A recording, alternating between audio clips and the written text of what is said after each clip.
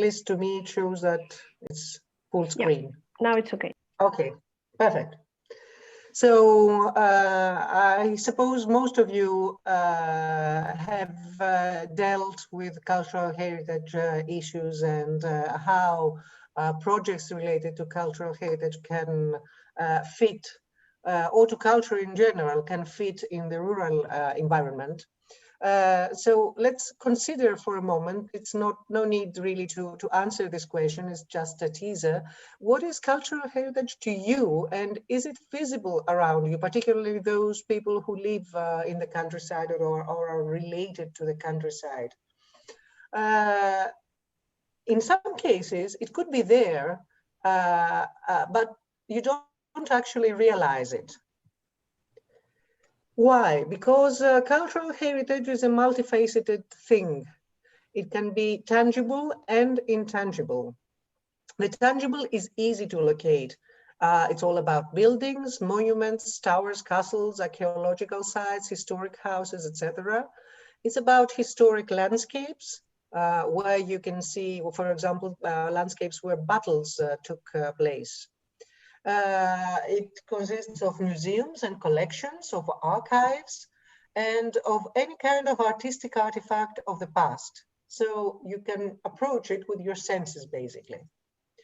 Now, intangible cultural heritage is what is our deeply rooted aspects of culture. For example, our rites, the traditions and the customs, the folk songs and music, that's Martin's field, dances, culinary traditions, food transcends almost everything, and the local dialects and languages that tend to be extinct. Now, how could cultural heritage, which apparently it's something that you cannot really sell, become a peer of local development? Well, it can be a lever for developing tourism, and that's something that Maria is going to be telling in detail tomorrow. For example, cultural tourism, alternative tourism, will have all these kinds of touristic activities related to culture. It can also be a lever for attracting funds for the preservation of this heritage. There are several projects and programs on a national or international level that aim at the preservation and enhancement of heritage and museums, etc. It can be a solid background for building innovative activities. Although sometimes it can function as a barrier as well. What do I mean by that? For example, we can start discovering the value of herbs, for example, and investigate how former cultures used herbs as medicines, etc. And this might trigger new products for the future. This is a case where our the knowledge of the past helps us build something for the future. It can also help to build a strong local identity displayed in most aspects of economic life and creating a sense of uniqueness to the people, a kind of collective self-assertiveness. This self-assertiveness is very important when we are talking about touristic endeavors, for example. When we're talking about cultural heritage preservation, we are talking about a set of aspects, a set of activities, which starts from the tangible heritage and ends into the intangible heritage. For example, we have the protection of monuments. Usually, this care for the monuments is assigned to state authorities, to the ministries of culture, etc.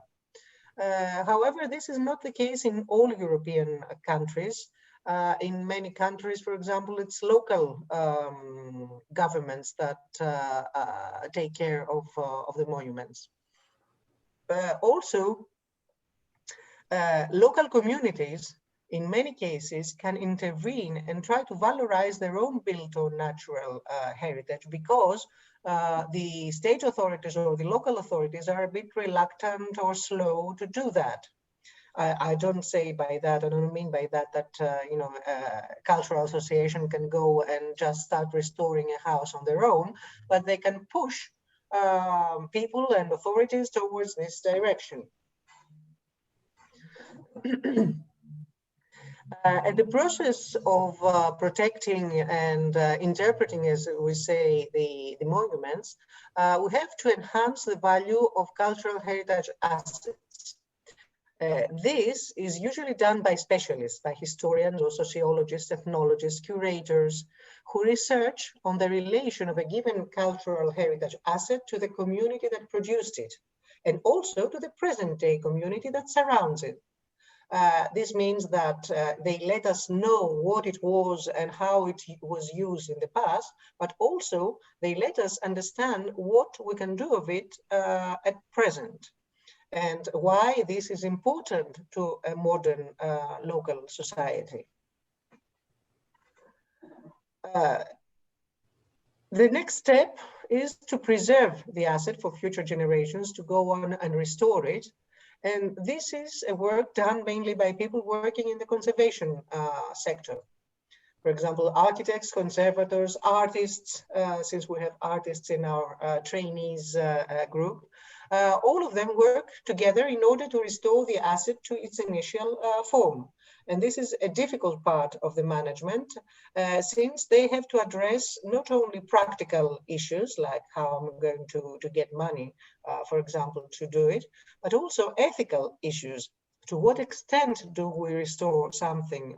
Do we bring it back to its initial form, or do we let all subsequent stages show on its facade, let's say?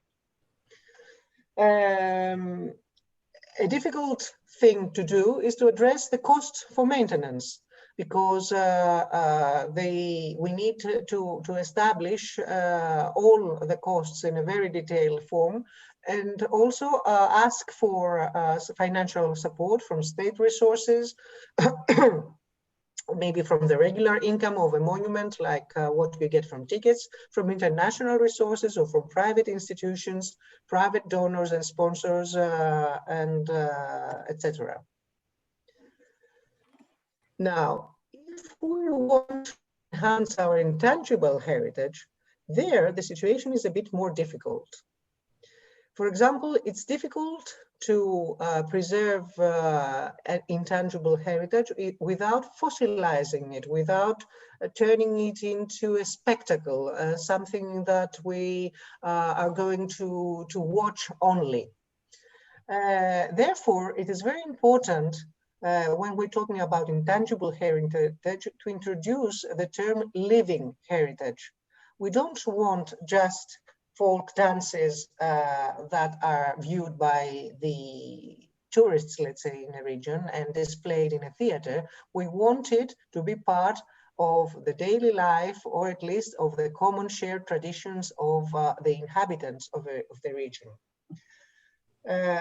Local communities quite often are interested in reviving their intangible heritage, but what they do is just revive it briefly, revive customs, rites, dances, etc., but not actually preserve it. They don't use it in their daily lives. They don't practice it in their daily lives. On the other hand, intangible heritage runs through daily activities, and it is something to build on when we are thinking of entrepreneurial activities to revive the countryside. For example, we think easily of dances, performances, and traditional costumes, but we don't really realize that practices or traditional professions or tastes are all related to either economic activities, for example, the agricultural, the animal husbandry, or to tourism.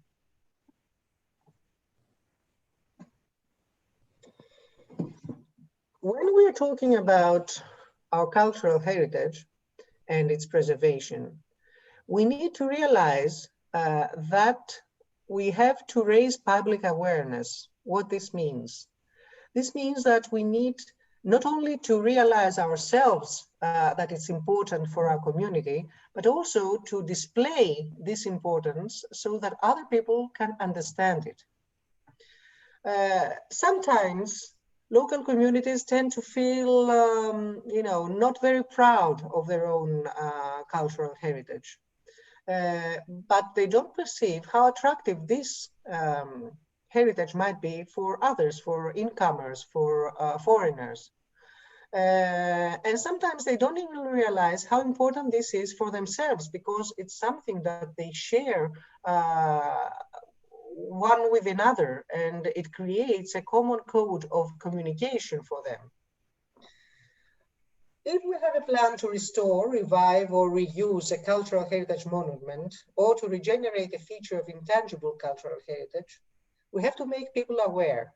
We have to point out, to ask our fellow countrymen what they think about it, and we have to try and stir emotion. That's the important thing. That's the key word. We have to be emotional about our cultural heritage, because cultural heritage is a common value, and if more people don't share it, we cannot do anything on our own. Why is it important to raise public awareness? Well, if you're not persuaded by what I said before, we need to bring in mind that without appreciation, cultural heritage loses its spiritual meaning for a community. So participation of the local communities is often required in order to protect and enhance the value of cultural heritage assets, be it tangible or intangible. I will give you an example. Since year 2021 is the 200th anniversary since the beginning of the Greek War of Independence. I want to bring you an example by this general you see on top, General Yannis Makrigiannis. He was one of the leaders of the Greek War for Independence, who noted in his diaries a story that he was eyewitness of. He says, "I had two magnificent statues, one of a woman, the other of a prince. They were intact and perfect. You could even see their veins. When the island of Poros was taken, some soldiers took them and they were about to sell them in Argos to some Europeans for 5,000 drachmas. 5,000 drachmas, in that time, it was a lot of money. I took them aside and talked to them. Don't sell these statues, not even for 10,000 drachmas. Don't let them get out of our country. This is what we fought for." Now, you have to bring in mind that Makrigiannis was an illiterate person. He managed to teach himself reading and writing after the War of Independence, and to write actually two important books himself. However, he realized the importance of cultural heritage for the newly founded Greek state. He was imbued, as we say, with a spirit of neo-Hellenic enlightenment. And he and other, of course, fellow warriors and statespeople tried to start and protect the cultural heritage of the newly founded state, even before the revolution was over. So it was very important for them as a sense of identity. On the exact opposite case of General Makrigiannis stand the Taliban, who destroyed two gigantic 6th century Buddha statues in Bamiyan, Afghanistan, back in 2001. Probably not the younger people among our group, but those of my age probably remember that. Since they didn't acknowledge Buddhism as part of their own religious framework, these fanatics repudiated also the cultural heritage of their region, which was not related to Islam. So they started bombing. In some cases, cultural heritage is not due to actual hostility, but rather to ignorance.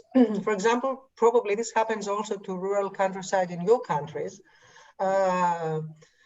But local people see ancient buildings as a source of building material for their own constructions. Maybe not so much today that we have new age materials like concrete, but a few decades ago, stone was still a very good building material.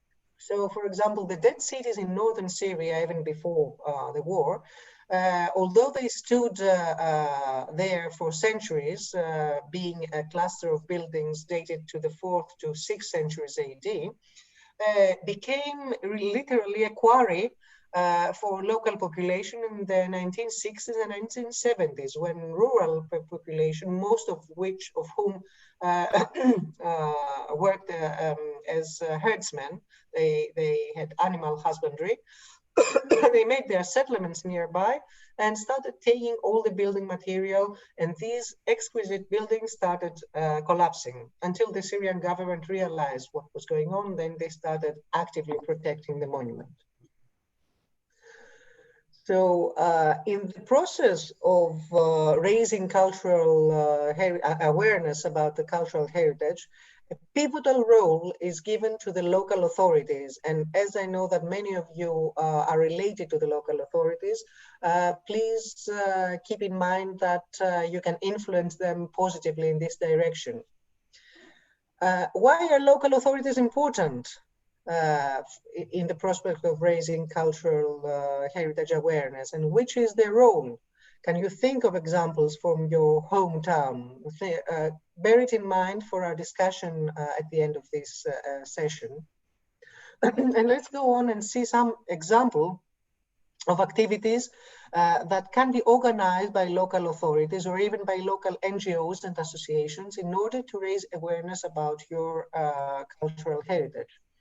I'll give you an example here organized by ICROM, which is the Institute of Conservation under the auspices of UNESCO in Rome. Of course, this is a grandiose example, and it's not about a rural monument, but about a civic monument. But you can get the idea of what things you can do. Now, ICROM wanted to help children to develop critical awareness of the deterioration of cultural heritage, and also to help build conservation awareness and knowledge in school curricula.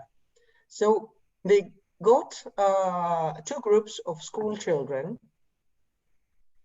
in the same school, 10-year-old children. And one group was taking to see the statue of Marcus Aurelius while it was being restored by a group of professionals, of course.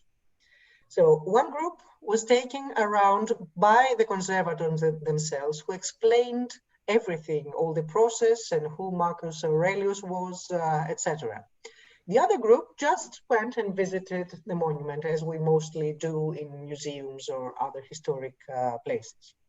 So after their tours, both groups were asked to draw something based on their experience with the monument.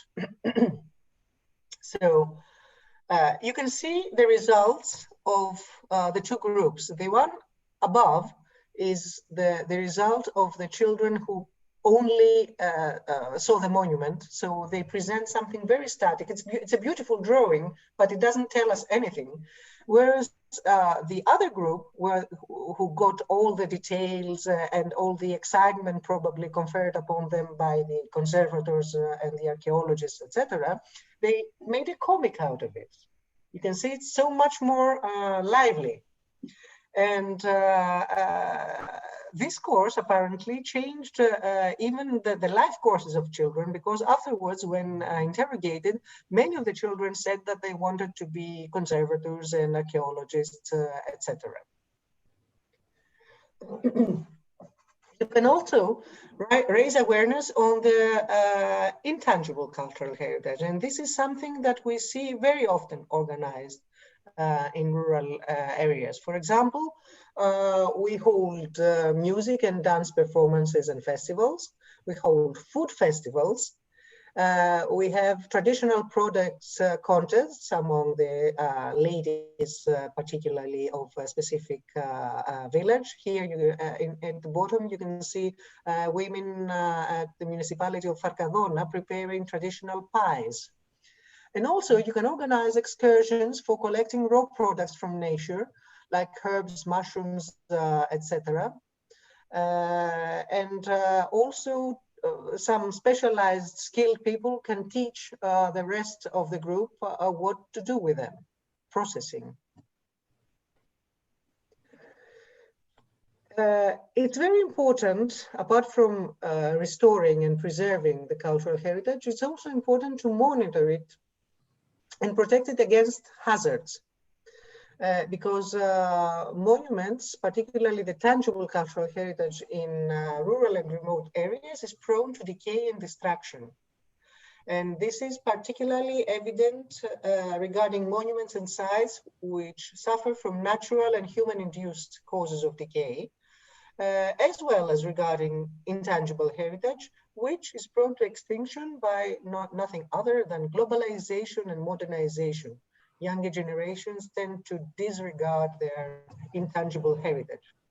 Here we can see some suffered severe damage from natural causes, earthquake, before it was earthquake, decay, that's a tower in northern Greece left to decay, no conservation at all. Floods, our Italian friends recognize that. Fire, this is the archaeological site of Olympia in the fires of 2007 in Greece. Exceeding vegetation, again, this is a result of disregard and neglect, or even pollution. This is just to let you know that UNESCO has adopted a strategy in order to include cultural heritage, both tangible and intangible, in the policy-making process. And if you like to see some ideas on how to protect it, even on in a local level, you don't have to have UNESCO monuments, you can follow this link. The activity that local inhabitants can do is constant monitoring of their monuments and other aspects of their cultural heritage.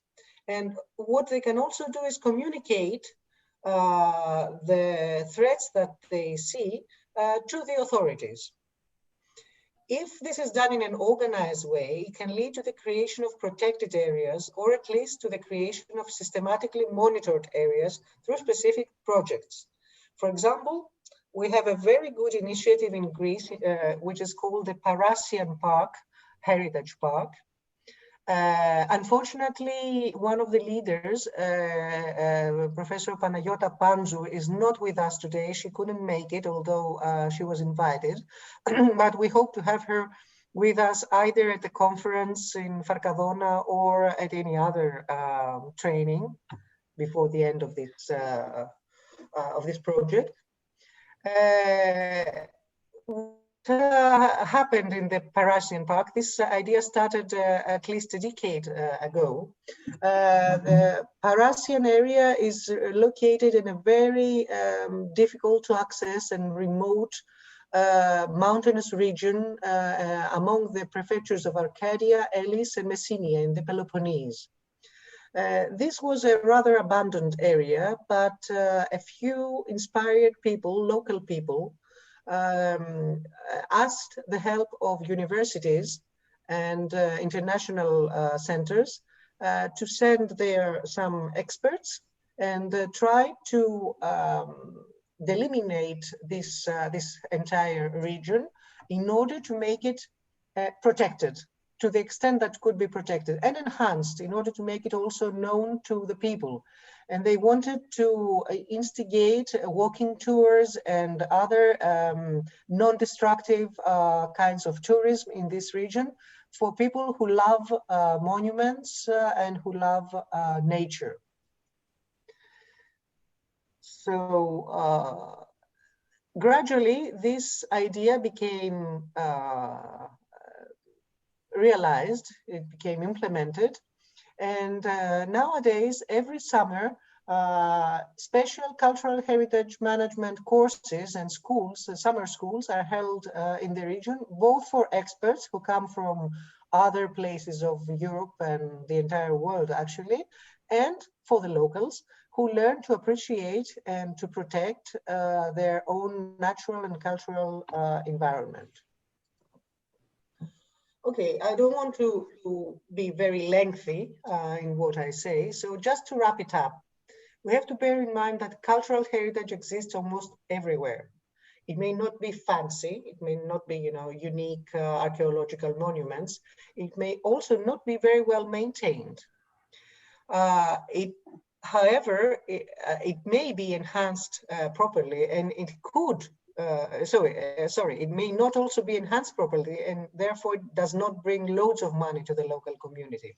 But it is a vital part of most rural communities, and it's for the benefit of entrepreneurs and local stakeholders to preserve it and create niches of creative appreciation and reuse of their heritage.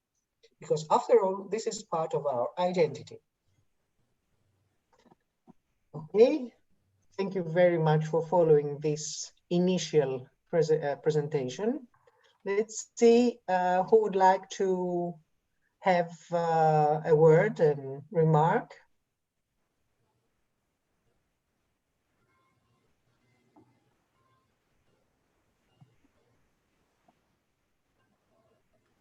Can you hear me? Yes. Okay. Yes, yes. Quite interesting. Any ideas? Who would like to share what happens with the cultural heritage in their region?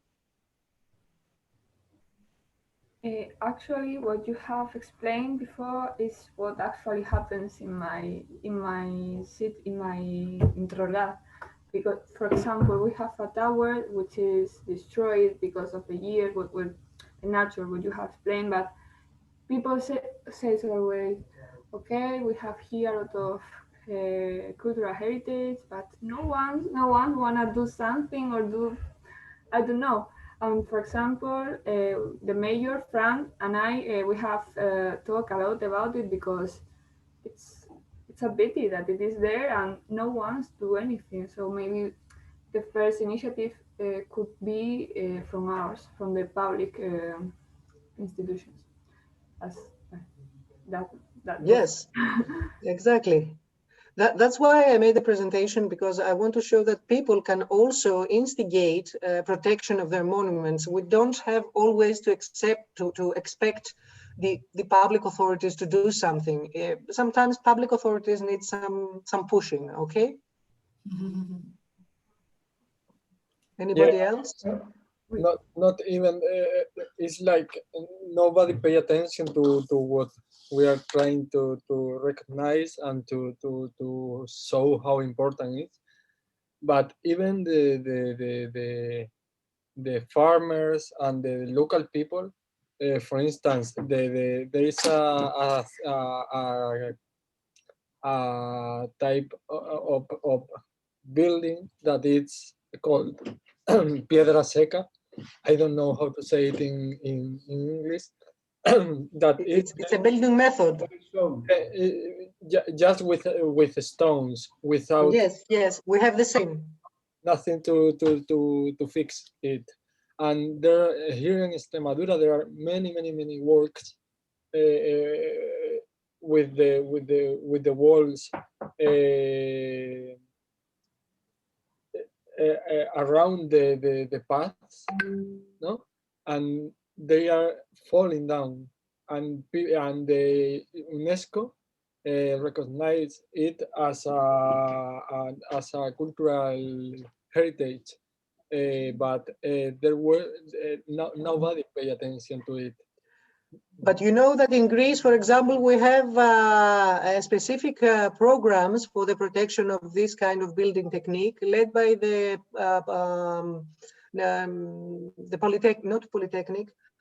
Technical University of Athens, National Technical University of Athens. So maybe your region could, through a European project, could become a partner in a project, and you would have some expertise given over. Yeah. We were thinking about creating a commando, like a group that during the night try to rebuild it and try to show people how important it is. Not only due to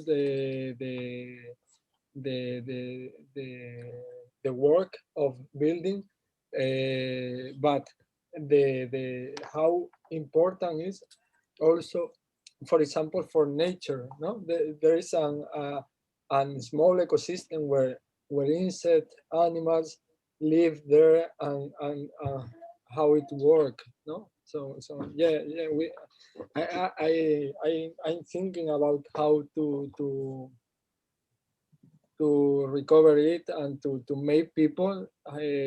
We are trying from contemporary art to try to local people focus on it, on how important it the heritage, not only the building, but the how to say it, The know-how, the knowledge of how to build the that. knowledge, yeah, the knowledge of how to build it. Because if you stop and start building with cemento, I don't know how to say it in English, and with bricks, uh, it's over, because It's over, yes. people will forget it, Yes. how to do it, and we will forget what is our origin, no? Okay. So We keep in touch. We'll try to see if we can do a joint EU project. yes, I also like to say something about those kind of walls, because as you know, Douro is a World Heritage, and one of the important, among others, of course, but one of the important factors were precisely the walls, the stone walls made without cement, and the I don't know if you heard, but the total volume and the total stones presented in Douro region, the World Heritage, are bigger than the wall of China, and that was very important for us to preserve. And this moment, if a wall falls, uh, it's possible to find a financier, some money, to make a project to reconstruct the wall as it was without cement. So it's very, in our case, it was essential. It was very important to be recognized as World Heritage, the Douro, and it makes part of our landscape. Yes, Okay. it's everywhere in Greece as well. All the islands, the Cyclades, which are very famous as touristic destinations, they wouldn't have survived had it not been for this kind of building, because there was no land to cultivate. So people would build little terraces, let's say, in this system, in order to find arable land.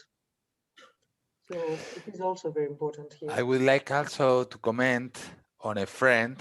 He's a landscape artist, land artist, a photographer of nature and gardens. He has a land in La Vera. It's a region in Extremadura, and he is really an expert to get to know, to show you the added value of the landscape, of all little details, the biodiversity.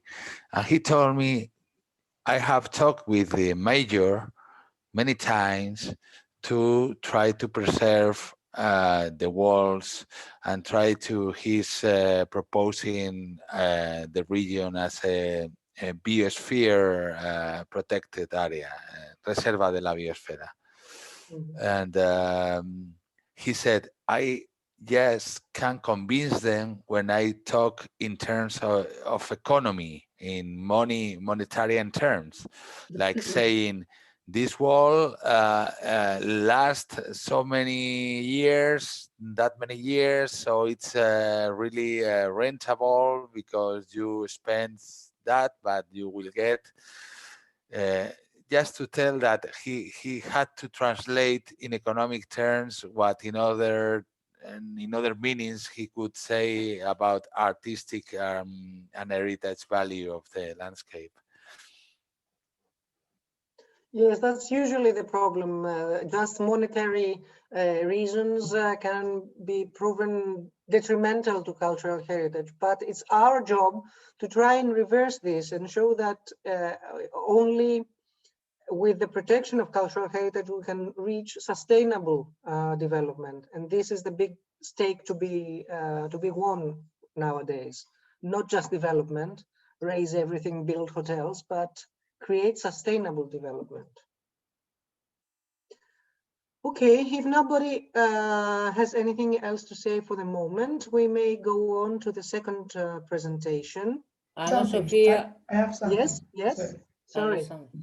Now, I was just adding a small thing because recently on the 25th of January, the local city hall approved a what they call the medieval route of the municipality, where they finally managed to include historical and cultural heritage buildings throughout all the Vila Real municipality.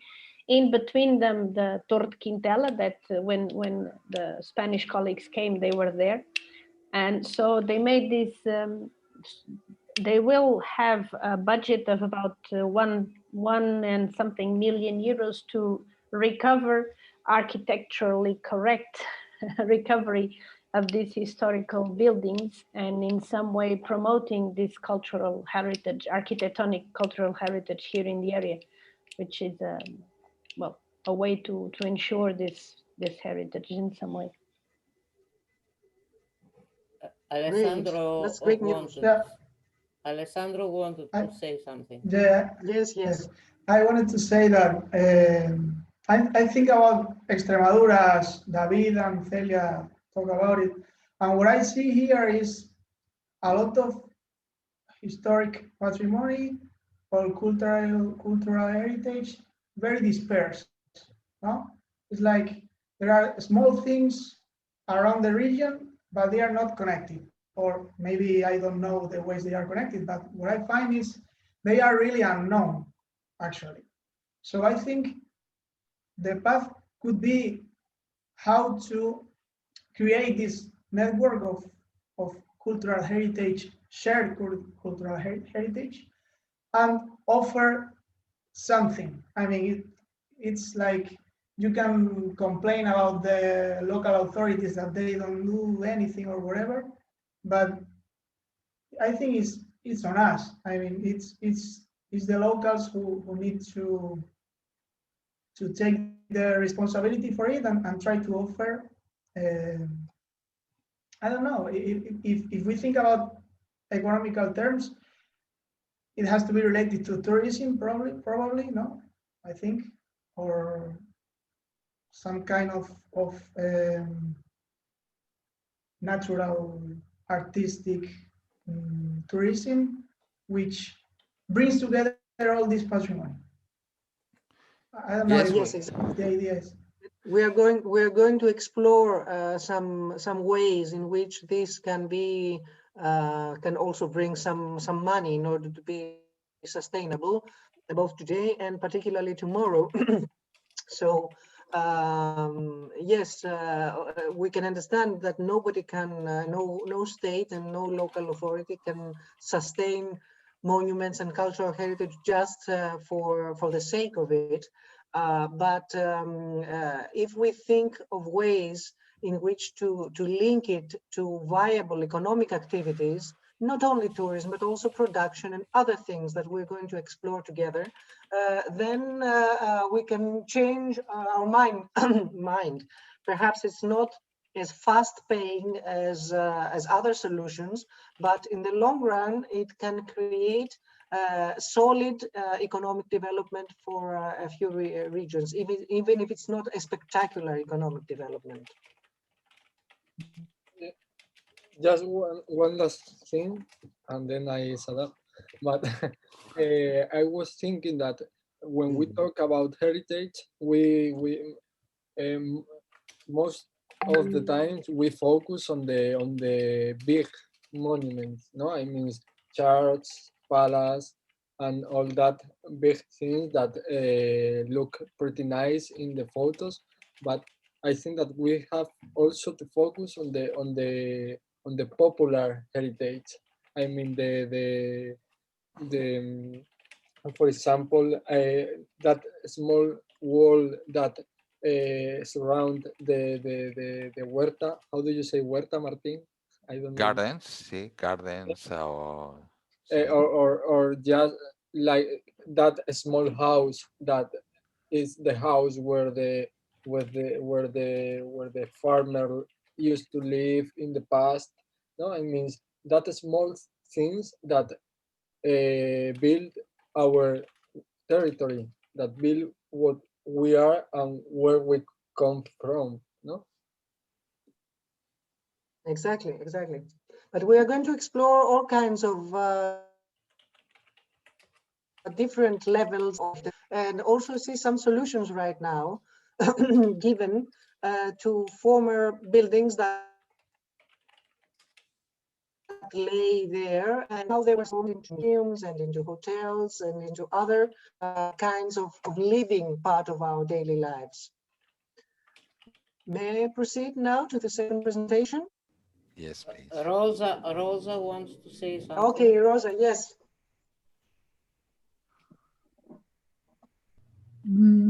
Desde en Casar de Cáceres, y yo concretamente con mi formación también de historiadora y vigilante del patrimonio, estamos realizando interesantes rutas de caminar por la calzada romana. La gente de Casar de Cáceres no sabía que el Camino de las Barcas antes fue una calzada romana. Entonces ahora hacemos pequeñas rutas históricas, paseos históricos que llamamos, para que la gente del pueblo conozca esa calzada romana. También es verdad que el ayuntamiento, y Martín lo sabe, el año pasado con el proyecto también de Cultura Rural conseguimos restituir un miliario de la calzada romana que estaba en una escombrera. La gente de Casar de Cáceres siempre ha utilizado los miliarios, las piedras romanas, para hacer obras y si no sirven se tiran a las escombreras. Y hemos conseguido que el ayuntamiento entienda que no son piedras normales, que son piedras históricas y gracias a su ayuda y a la ayuda de Martín y el proyecto, estamos creando poco a poco conciencia de ese valor de patrimonio. No son grandes monumentos, son pequeñas cosas, pero que forman parte de nuestra historia. Aquí en Casar de Cáceres tenemos el Museo del Queso La Torta del Casar, que es un queso muy singular. El Museo del Queso está dentro de una casa tradicional de la zona y de esta manera conservamos la casa, la estructura tradicional y a la vez el discurso de la elaboración y el conocimiento de la torta del casar. Creo que con pequeñas acciones como esta, poco a poco podemos ir concienciando a la población de la importancia de los pequeños monumentos y de las tradiciones, porque Casar de Cáceres es hoy lo que es, porque primero nos dejaron huella los romanos y después todos los demás que han venido por aquí. Entonces tenemos que conocer nuestra historia y vivirla. También llevábamos mucho tiempo a raíz de un descubrimiento de un documento en el municipio, empezamos a reconstruir la historia medieval de Casar de Cáceres y conseguimos el año pasado que más de 100 personas participaran en una representación de lo que fue ese momento histórico, bueno, que sería muy largo de contar, pero fue un momento histórico muy interesante para Casar de Cáceres. Y desgraciadamente la pandemia ha acabado con todo, pero teníamos venían muchos visitantes, teníamos muchos turistas que venían a ver la representación teatral, que venían a ver nuestro museo de la torta del casar, que venían a degustar la torta del casar, conjugando modernidad y tradición. No sé. Muchas gracias. I can translate a bit if you need, some of you maybe. Just summarizing because she has done a list of all of many activities in El Casar de Cáceres, a village very near to Cáceres. It's very important. She has mentioned our action in the project Culture Plus. It was the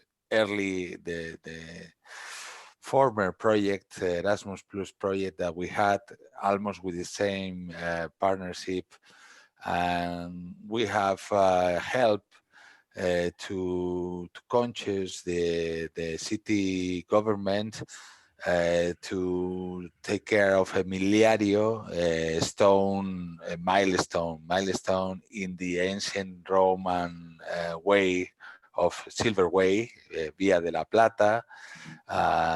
They have restored the milestone. We have done a little symbolic action, but after that, they are organizing historical trekkings or historical treks, seeing this milestone and other things in this ancient Roman way.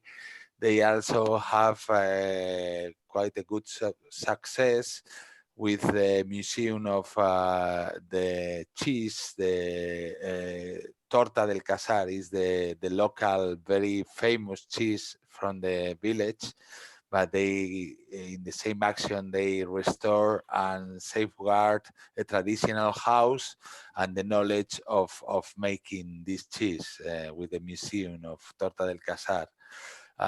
They also have a quite successful, now stopped because of the pandemic crisis, the COVID, historical recreation of marriage of king and queen, Wow. Portuguese and Spanish marriage, and they have been researching and taking the story out of the buildings and the ancient books, ancient registers of this marriage, this event. Excellent. More or less. Excellent. Thank you. Thank you, Martin. Thank you, Rosa. Okay, Cleopatra, do you want to have the group photo now? I have taken you have taken. Fine. 5. Fine. Okay. So let's move Cleopatra, on. you need to inform us so that we can put ourselves in the The most of you you don't have a camera, so Yeah, I have make what I see, and it is. we want it à l'impromptu, just as you are. All natural. Okay, so I'm going to share my screen again. Today, unfortunately, you're going to be listening a lot of me, but we have an excellent presentation, very lively, from Vasiliki at the end. So now we have two much briefer presentations and much more hands-on presentations. So I'm going to start